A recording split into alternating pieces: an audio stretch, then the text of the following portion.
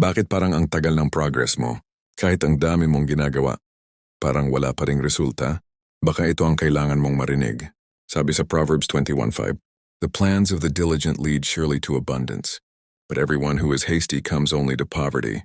Simple lang ang mensahe.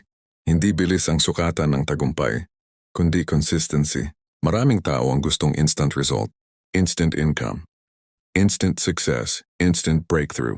Pero ang sinasabi ng Bible, ang tunay na pag-unlad ay dumarating sa taong masipag at may plano. Ang pagiging diligent ay hindi lang sipag, ito ay may direksyon, may disiplina, may tiyaga kahit walang nakikitang resulta agad. Samantalang ang pagiging padalos-dalos, madalas nagdadala ng maling desisyon at sa huli pagsisisi.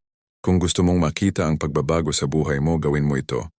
Magplano ka, hatiin mo ang goals mo sa maliliit na hakbang, at gawin mo ito araw-araw kahit maliit lang. Huwag mong madaliin ang proseso.